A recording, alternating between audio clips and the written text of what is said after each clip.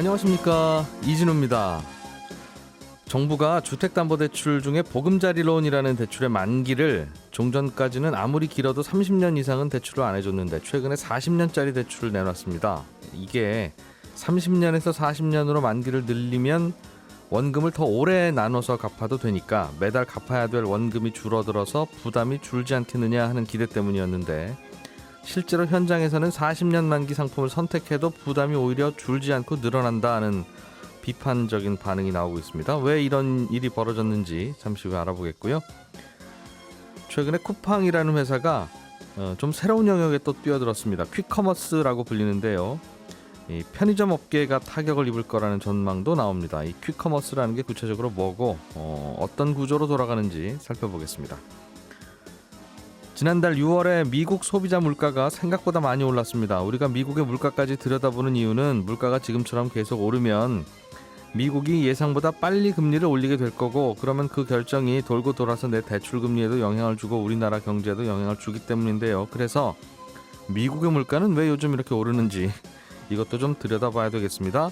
들여다보겠습니다. 7월 15일 목요일 손에 잡히는 경제, 광고 듣고 시작하겠습니다. 네, 오늘도 에셋플러스 김치현 경제 큐레이터, 손에 잡히는 경제 박세훈 작가, 김현우 행복자산관리연구소장 세 분 나와 계십니다. 어서 오십시오. 안녕하세요. 김현우 소장님이 어제 음식물 쓰레기 분쇄기 얘기를 하다가 시간이 모자라서 저희가 다 못 듣고 그래서 어쩌라는 건가? 라는 의문을 남기고 끝났습니다. 네. 어제 내용을 좀 간단하게 좀 정리해 주세요. 일단. 네, 이 가정에서 우리 싱크대 밑에 설치해서 쓰는 음식물 쓰레기 분쇄기는요, 싱크대에 버리는 음식물의 양 중에 80% 이상은 다시 회수돼야 적법한 인증을 받은 제품입니다. 이게 2012년 허용 당시에 하수관이나 아니면 하수 처리 용량을 고려해서 20% 미만까지는 흘려보내도 되는데, 그 이상 흘려보내면 수질오염도 생길 수 있고 여러 가지 하수관을 막히게 한다거나 악취 문제도 생길 수 있다라고 판단을 해서 80%는 회수되도록 만들어야 되는데, 그걸 불법으로 개조하거나 아니면 인증을 받지 않은 제품을 시중에 팔거나 혹은 요즘에 해외 직구도 늘어나고 있다고 하는데, 해외에서 그런 제품들을 사서 설치하는 그런 이제 불법 요소가 생기기 때문에 단속을 시도별로 집중적으로 하겠다라는 내용까지 전해드렸습니다. 특히 비가 많이 오는 날은 하수하고 우수, 빗물이 같이 흘러내려가는 집들이 많은데, 네.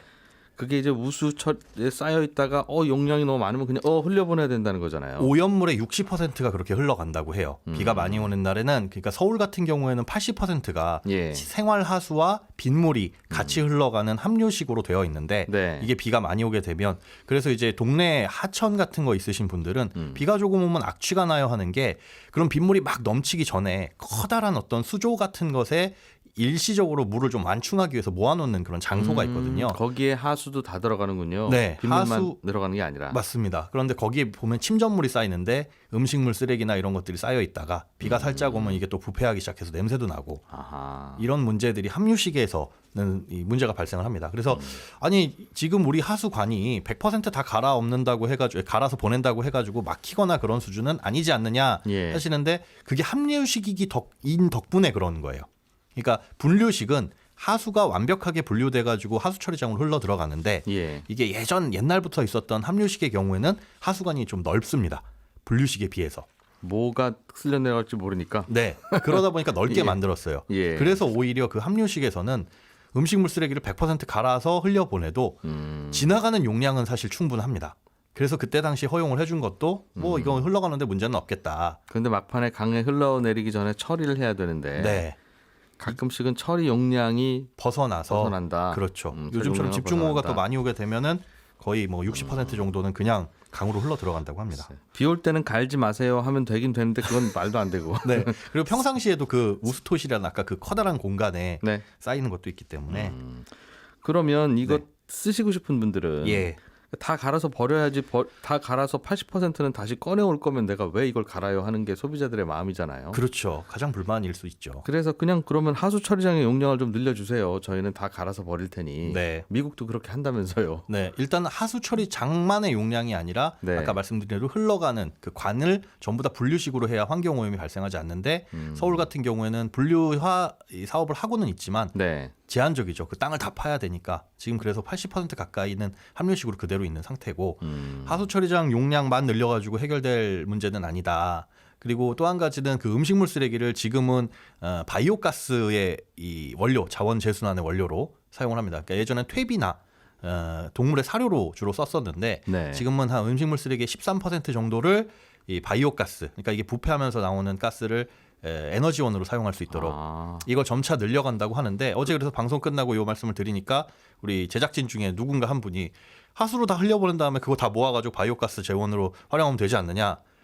그러면 되겠네 생각을 했는데 집에서 모으라고 하지 말고 예. 하수 처리장에서 모아라 그럼. 네, 그런데 네. 생각해 보면 하수 처리장으로 간 건 믹서기로 곱게 갈린 죽 같은 형태가 돼서 흘러가겠죠. 예. 그걸 다시 다 미세한 망으로 건져가지고 올려서 수집을 하려면 비용도 비용이고 난이도도 굉장히 높을 것 같고요. 그래서 예. 배출 단계에서 음식물 쓰레기로 버려주는 게 자원 재순환에서는 더 도움이 된다라는 게 환경부 입장입니다. 편하다. 네. 안 되겠네요. 그럼 이제 현재 상황에서는 하수관도 다 바꿔야 되고 예. 하수관을 바꾼다 하더라도 그럼 바이오가스 원료가 없어지지 않느냐 하는 문제. 그런 문제들도 있고요. 알겠습니다. 그러면 이제 불법이라는 건데 네. 불법 80%는 다시 회수해야 되는데 회수 안 하고 다 버리는 건 불법이라는 건데 네. 이미 가정에는 일부에서는 좀 설치되어 있는 것도 같고 네, 그렇죠. 앞으로는 어떻게 단속을 해서 이걸 막겠다는 겁니까? 사실상 제조업체에 대한 단속밖에는 없습니다. 그것마저도 전수조사는 못하고 네. 주로 이제 단속이 되는 경우를 여쭤봤더니 민원에 의해서 단속되는 경우가 많다고 해요. 그러니까 동종업계에서 신고를 하는 경우라든가 아니면 가정에서 설치하는 경우에는 위에 이 부엌에서 뭔가 싱크대가 막혀가지고 터져서 네. 우리 집 천장에 뭐가 물이 샌다. 신고해가지고 가는 경우. 그런데 가정에서 단속한 사례는 없다고 하고요. 예. 주로 이제 제조업체 단계에서 걸러내겠다라는 게 사실은 유일한 대책일 수밖에는 없습니다. 그렇군요. 자, 음식물 쓰레기는 거기까지 네. 계속 이거 계속 민원은 있을 거예요. 좀 쓰게 해주면 좋겠다. 그렇죠. 그래서 얘기하는 거는 그 건조식이 있어요. 건조해가지고 미생물이 발효하는 방식이 환경오염을 가장 줄이는 방식인데 그 역시도 자원 재순환에 있어서는 조금 버려지는 부분이 있으니까 예. 음식물 쓰레기로 버려달라고 오히려 정부에서는 얘기를 하더라고요. 건조해서 버리면 네. 쓸모가 없다. 그거마저도 그냥 버려지니까. 그러니까 뭔가 바이오 가스로 좀 써야 되는데. 자, 40년짜리 대출 이야기도 좀 해보죠. 네. 40년짜리 대출이 나왔어요. 네. 보금자리론. 30년이었는데 40년으로 늘려주면 원금 상환 기간이 길어지니까 좀 부담이 적다. 그렇죠. 그런데 40년짜리를 선택해도 별로네? 이런 반응이 현장에서 나오고 있다고요? 네, 30년짜리 상환 방식 중에 예. 체증식 방식이 있는데 이게 뭐냐 하면 처음에는 적게 갚다가 이제 원금의 비중을 나중에 예. 원금의 비중을 늘려가면서 매월 상환액이 늘어나는 겁니다. 보통 우리가 주택담보대출을 받으면 한 달에 원금과 이자를 합쳐서 원리금 상환이라고 하는데 이 금액이 거의 일정합니다. 네. 보금자리론 같은 경우는 딱 고정이 되어 있고요. 그거는 내부를 보면 원금과 이자가 섞여서 쭉 계산이 되는데 체증식 방식은 갚는 초기, 상환 초기에는 거의 이자만 갚고 있다가 네. 점차 그 안에 원금이 포함돼서 늘어나는 방식입니다.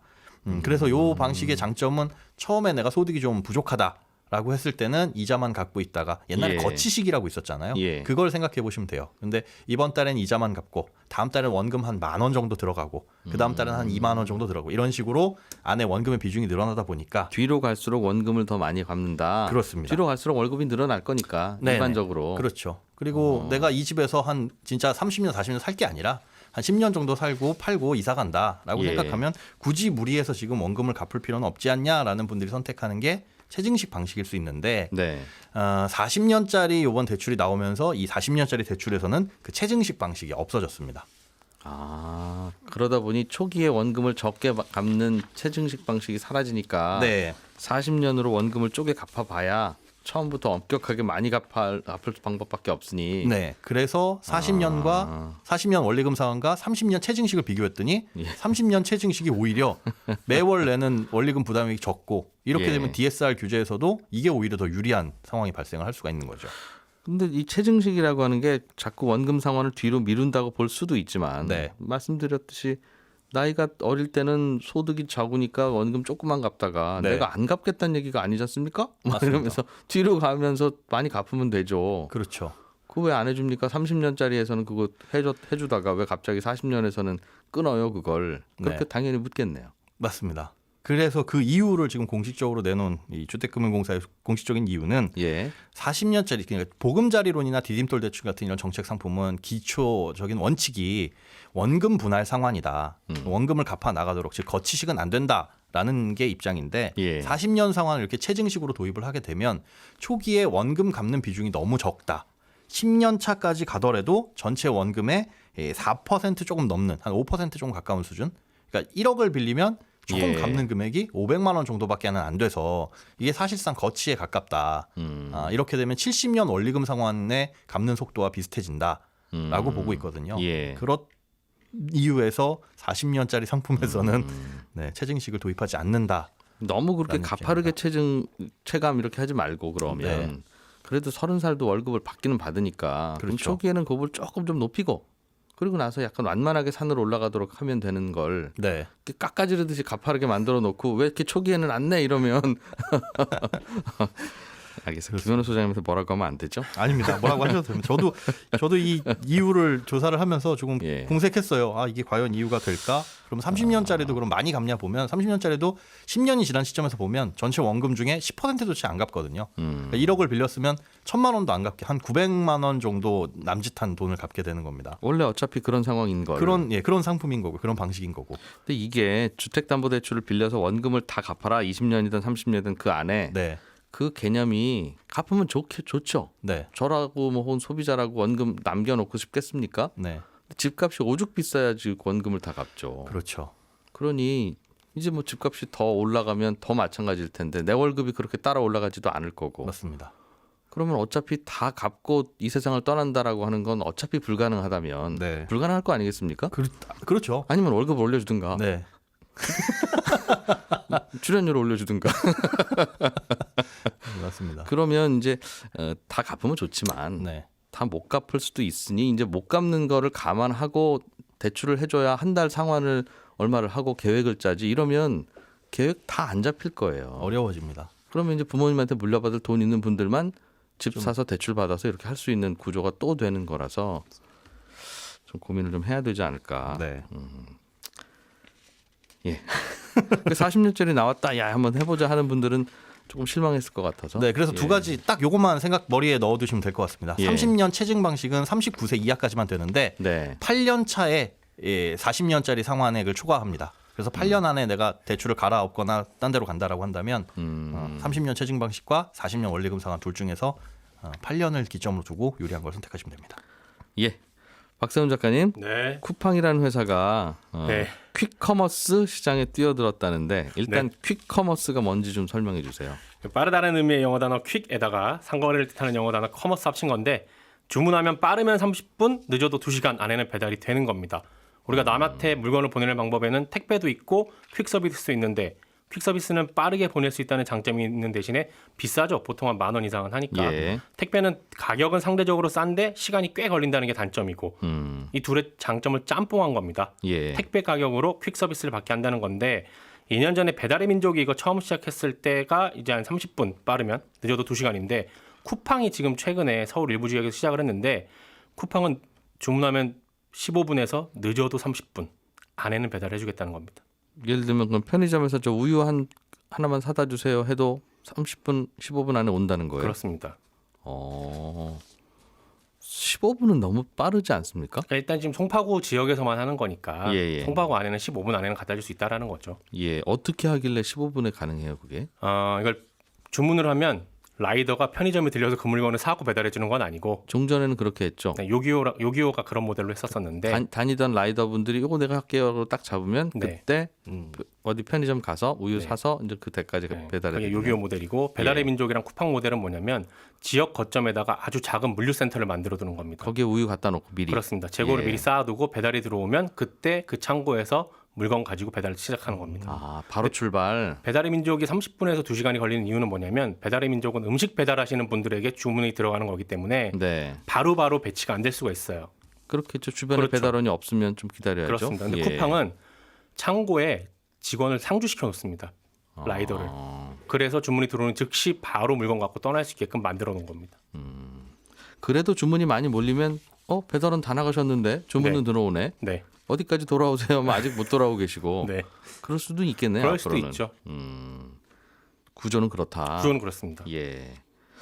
이게 인기가 있을 거라면서요? 있어요? 잘 모르겠네요, 이건. 저도 잘은 모르겠는데 예. 편의점을 안 가고.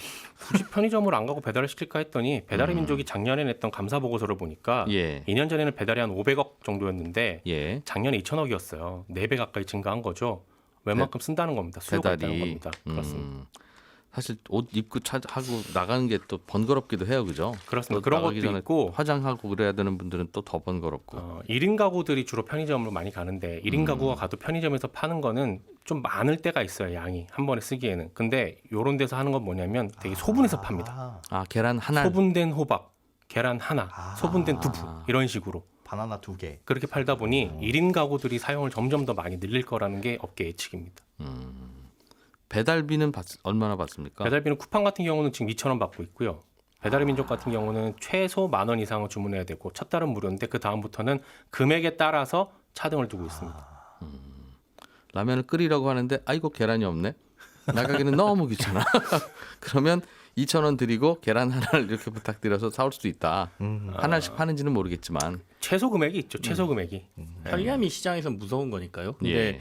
쿠팡의 이번 이거를 조금 시장에서 무섭게 보는 건 시간인 것 같아요. 그 전에는 배민이 시작했을 때는 1시간 걸리고 그러니까 시장에 파급력이 별로 없다고 봤거든요. 예. 근데 이번에는 15분, 30분 안으로 들어오다 보니까 이게 편의점을 위협할 수도 있겠구나라는 생각을 이번에 처음 하는 것 같습니다. 그래서 아마 시장의 판도를 좀 바꾸지 않느냐 또 이런 생각들을 하고 있습니다. 그동안에는 인터넷 쇼핑이 발달하니까 백화점이나 대형마트들이 피해를 입었는데 네. 편의점은 사실 그렇게 큰 타격은 없었거든요. 오히려 편의점은 더 혜택 본다고 그랬죠. 그랬었죠. 코로나19나 이럴 때 그랬었죠. 멀리는 안 가시니까 네. 집 앞에는 쉽게 나가고. 그런데 이제 편의점 시장마저도 타격을 입지 않겠느냐라는 전망이 나옵니다. 이 서비스 때문에. 요 30분 이내 배달, 15분 배달 이런 그렇습니다. 것도 되면 잘 될 것 같은 생각도 들고. 네. 이게 일본에서 쿠팡이 최근에 시작했다고 하더군요. 지난 6월달에 시작했습니다. 거기는 2,000원 받고 자전거로 배달하고 있어요. 거기도 수요가 꽤 있으니까 그건 좀 시작했겠죠. 지켜봐야 될 것 같습니다. 아유 이거 안 될 거야 이거라고 생각하는 분도 계시겠죠. 있습니다. 비용 때문에 그렇습니다. 왜냐하면 이게 잘 되려면 네, 도심 거점마다 물류센터를 하나씩 다 박아야 되는데 네, 서울의 부동산 가격 비싸잖아요. 임대료 내는 것도 그렇고 가장 큰 문제는 상주하는 직원을 뽑아야 되는데 일 없어도 대기하고 대기하고 있어야 됩니다. 그분들한테 그러면 돈을 더 드려야 되거든요. 예, 근데 그 비용을 어떻게 감당할 수 있느냐, 요걸 해결하는 게 이쪽 업계가 잘 되느냐 안 되느냐를 가르는 중요한 기준이 될 수 있습니다. 그래서 지금은 배달비를 낮게 받고 있지만 예, 이 서비스가 점점 잘 되면 배달료를 올릴 수밖에 없는 구조고 배달료가 올라가게 되면 사람들이 주문을 안 하게 될 수도 있거든요. 한계가 있네. 그런 딜레마가 있죠. 그러나 또 배달이 많이 늘어나면 가는 김에 두 집 거 들고 가서 톡톡 해주면 어차피 15분 안에 맞추면 되니까 네, 2,000원, 2,000원, 2,000원. 이거 되는데 말 이럴 수도 있겠네요. 그럴 수도 거꾸로. 있습니다. 새벽 배송 처음 시작할 때 이랬어요. 근데 시장 뚫었거든요. 그러니까 이제 그게 조금 무섭다. 쿠팡이 돈으로 그냥 또 하는 거 아니냐 이런 예. 생각들을 하는 거죠. 그래서 GS 리테일도 이거 시작을 하긴 하는데 예. 편의점들도 배달을 시작하긴 하거든요. 근데 과연 어떻게 될지는 좀 더 지켜봐야 돼요. 궁금하네요. 근데 편의점 가격이 워낙 좀 비싼 편이라서 본사에서도 뭐 좀 비싸게 들어오고 또 편의점 주인도 가져가야 되는 걸 특정 회사에서는 그냥 물류창고에 쌓아놨다가 네, 갖고 오니까 이게 원가가 쌀 거 아니겠습니까? 그렇죠. 그러니 사실은 무료 배달해도 대충 어느 정도만 사면 남는 구조일 텐데. 이게 진짜로 잘 되면 만약에 예. 그럼 편의점이 없어질 수도 있습니다. 근데 그 놀라는 표정으로. 이 편의점 하시는 없어지면- 분들 입장에서는 굉장히 큰 뉴스니까 이게. 예, 김치영 큐레이터님. 네, 미국의 소비자 물가 지수가 꽤 높게 나왔는데 네. 이게 우리나라하고 관련이 있다고 하니까 일단 들어보죠. 얼마나 오른 겁니까? 물가가? 6월 달 미국 소비자 물가가 전달에 비하면 0.9% 올랐고요. 예. 지난해 6월보다는 5.4%가 올랐습니다. 근데 사실 지난해에는 워낙 뭐 코로나의 영향이 있어서 많이 오를 거다 지난해에 비해서는 이렇게 생각은 하고 있었거든요. 시장에서. 예. 시장의 예상이 한 5%. 근데 이거보다 더 높게 오르니까 좀 깜짝 놀라는 상황이고요. 뭐 미국 소비자 물가 상승률이 뭐 13년 만에 최고치다 이런 얘기도 나오고 예. 전달에 이어서도 계속 오르니까 이러면 이거 인플레가 좀 심각한 거 아니야라는 얘기가 나오는 상황인 거죠. 그러니까 5월 달에도 많이 올랐는데 5월이 정말 피크라고 그랬어요. 네네. 이건 정말 잠깐 미쳐서 그런 거고 6월부터는 괜찮을 거야라는 예상이었던 나왔다가 6월도 또 이렇게 나오니까. 예, 그러니까 이거는 뭐 연준이 계속 얘기하는 일시적이야가 아닌 거 아니야라고 하고 있고요. 연준에서는 아직도 아이 이거 일시적이야라고 얘기하는데 그것 중에 하나가 이번에 6월 달이 이렇게 많이 오른 걸 보니까 자동차, 중고차 가격이 많이 올랐다는 거예요. 중고차의 가격이 갑자기 오른 거는 이렇게 봤을 때 한 3분의 1 정도 그 소비자 물가 상승에 영향을 미쳤다고 하는데 네. 이거는 그러면 일시적인 거 아니겠느냐라는 중고차 근거를 값은 대고 있는. 곧 내려갈 수도 있으니까. 네, 그렇게 얘기를 하고 있는 것이죠. 중고차 값은 왜 그렇게 계속 오르고 있대요? 얼마나 오릅니까? 중고차 가격이? 다들 아시겠지만 신차가 제대로 나오질 않았거든요. 한 4월부터 반도체 문제가 생기면서 신차가 제대로 나오질 않고 예. 그 재고의 문제가 생기기 시작했습니다. 보통 미국에서 신차가 한 100대 정도 판매된다라고 하면 재고를 그 2배를 쌓아야 된다라고 하거든요. 200대를. 근데 신차의 수요가 한 100만 대 나오면 실제로 신차가 판매되는 게 100만 대라고 하면 신차의 공급은 75만 대, 뭐 70만 대 이렇게밖에 안 됐어요. 예. 그러다 보니까 재고가 100만 대 쌓여 있던 게 지금 현재 한 25만 6천 대 수준으로 6월 달까지 줄어 있다라고 하거든요. 그러니까 지금 미국에서 신차를 사려고 하면 2천에서 3천 달러를 더 줘야 신차 판매가 살 수 있고요. 심지어 인기 차종은 뭐 $10,000 정도는 더 줘야 살 수 있다. 신차를? 이런 얘기. 예. 갑자기 정가보다 웃돈을 달라고요? 우리하고 미국은 조금 판매 방식이 다릅니다. 우리는 가서 예. 저 인도 한 6개월 뒤에 받아도 되니까 지금 이 가격에 사겠습니다. 고 결제하잖아요. 예. 그러면 6개월 뒤에 인도가 되죠. 근데 예. 미국은 딜러가 차를 확보해 놓고 시장 상황에 따라서 권장 소비가는 권장 소비가고 그 거기- 상황에 맞춰서 수요에 맞춰서 팔거든요. 그러니까 네. 어떨 때는 재고가 많이 나면 싸게도 팔고 아. 그러면서 자기 마진을 남기는 구조이기 때문에 지금은 신차를 사고 싶어서 사람들이 재고가 없는 상황이니까 할인 판매 이런 건 일절 없다. 네네 계속 올라가는 거죠. 그래서 그러다 보니 중고차 사고 만다. 신차 너무 비싸기도 하고 오래 기다려야 되고 네네. 뭐 반도체 없다고 파워 윈도우 빼고 뭐 이런. 그래서 네, 그러다 보니까 지금 중고차는 전달에 비해서 50% 정도 가격이 상승했다 이렇게 나오고 있습니다. 전년 동월 대비 예. 전년 동월 그래도 많이 오른 거네요. 한 그죠, 많이 2천만 원짜리 3천만 원 달라고 한다는 네네네. 뜻이니까. 네. 그렇군요. 야 여기까지 듣겠습니다.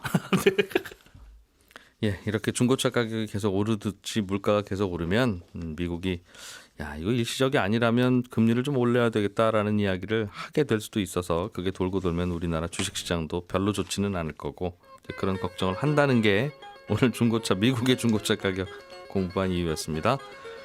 손에 잡히는 경제 11시 5분에 다시 돌아오겠습니다. 이진우였습니다. 고맙습니다.